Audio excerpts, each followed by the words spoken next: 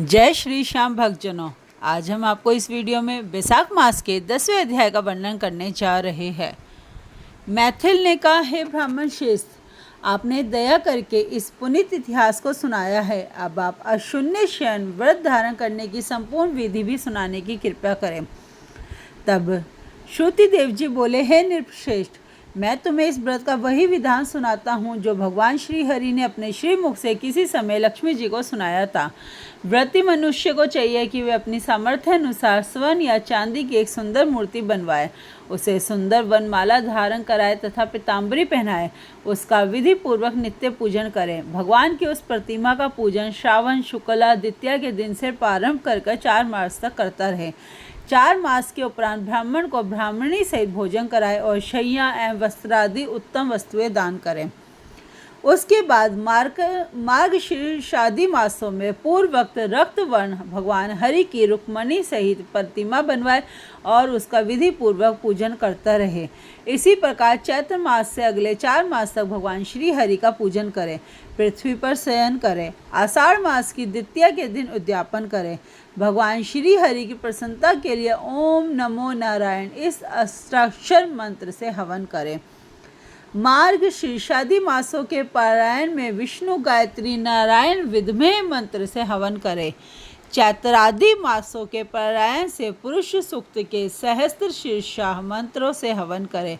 पंचामृत, खीर, मालपुआ आदि का भोग लगाए। भगवान श्री लक्ष्मी नारायण की सोने अथवा चांदी की प्रतिमा को स्नान कराए और उनके सम्मुख भोग धरे। फिर ब्राह्मणों को भोजन कराए तथा उन्हें वस्त्र और अलंकार दे। निरंतर 12 दिनों तक ब्राह्मणों को मालपुआ देते रहे। फिर उस प्रतिमा को श्रेष्ठ वस्त्र और अलंकारों से विभूषित कर उत्तम शैया से ब्राह्मणों को दान कर दे। दान करते समय इस प्रकार से भगवान की प्रार्थना करें, हे जनार्दन, जिस प्रकार से आपकी शैया लक्ष्मी जी से अशून्य है, उसी प्रकार हे मधुसूदन, इस शैया दान के द्वारा मेरी शैया भी अशून्य बनी रहे। इस प्रकार भगवान को प्रसन्न करने के उपरांत व्रती को चाहिए कि भगवान को भोग लगाकर स्वयं भी भोजन ग्रहण करें। इस व्रत को पुरुष, सौभाग्यवती स्त्री तथा विधवा अशून्य शयन के लिए धारण करें। जो भी प्राणी मोक्ष की कामना करता है उसे व्रत अवश्य ही करना चाहिए। इसके करने से भगवान प्रसन्न होते हैं। इसके करने से दिव्य सिद्धियां प्राप्त होती है, दुर्लभ लाभों की प्राप्ति होती है तथा नाना प्रकार के सुख एवं संतान की उपलब्धि होती है। इतनी कथा सुनने के बाद राजा मैथिल ने श्रुतिदेव जी से प्रश्न किया, हे ब्राह्मण, आप कृपया करके मुझे वैशाख मास में छत्री दान करने से प्राप्त होने वाले पुण्य का फल बताने की कृपा करें। इस वैशाख मास में किए गए कर्मों के शुभ फलों को जानने की मेरी जिज्ञासा है। तब मुनि बोले, हे राजन, वैशाख मास में छत्री दान के महात्म्य को तुम श्रेष्ठ जानो। इस विषय में गुप्त रहस्य को सुनो। सतयुग में हेमकांत नाम का एक राजा बंगाल में राज्य करता था। वह परम यशस्वी कुश केतु का पुत्र था। वह महान पराक्रमी और बुद्धिमान था। एक बार जब वह शिकार खेलने गया, उसे शिकार का पीछा करते हुए दोपहरी हो गई और वह थक गया।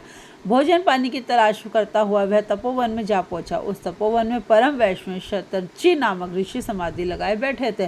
राजा के वहां पहुंचने का उन्हें कोई पता नहीं चला और वे मूर्ति व समाधि लगाए ही बैठे रहे। उस समय अपना उचित सम्मान होता हुआ न देखकर राजा को क्रोध आया। वह मुनि को बांधने के लिए उद्यत हो गया। उस समय मुनि के एक सहस्त्र शिष्यों ने उसे रोका। भूख प्यास से व्याकुल हो रहा था राजा।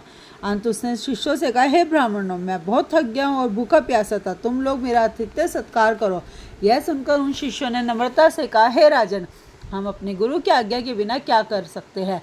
उस समय राजा का क्रोध और अधिक बढ़ गया और उसने धनुष बाण लेकर उन ऋषि कुमारों का वध करने के लिए तीक्ष्ण बाण छोड़े। वे जान बचाने की इच्छा से भागने लगे, परंतु फिर भी राजा के उन तीक्ष्ण बाणों के द्वारा 300 शिष्य मारे गए। शेष शिष्यों के भाग जाने पर राजा और उनके सैनिकों ने उस आश्रम को लूट लिया। वहीं पर पेट भरकर भोजन किया।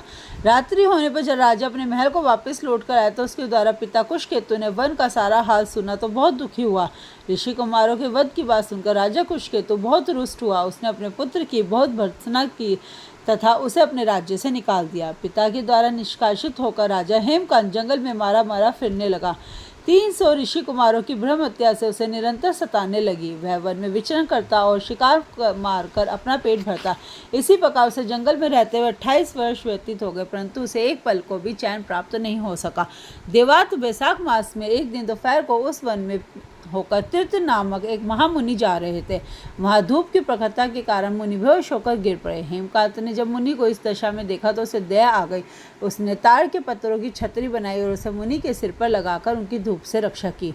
अलम्बुशा नाम का जल लाकर उन्हें पिलाया और मुख पर जल के छींटे भी दिए। इन उपचारों से मुनि को चेत हो गया। फिर उसी छतरी को लगाकर मुनि पास की बस्ती में चले गए। वो छतरी दान के कारण ही हेमकांत की ब्रह्म हत्याओं का पाप नष्ट हो गया। ब्रह्म हत्याओं का पाप नष्ट हो जाने पे हेमकांत को बहुत आश्चर्य हुआ और सोचने लगा, यह सब कैसे हो गया। तभी देवात हेमकांत को सघरनी का रोग हो गया, जिसके कारण उसे बहुत कष्ट हुआ।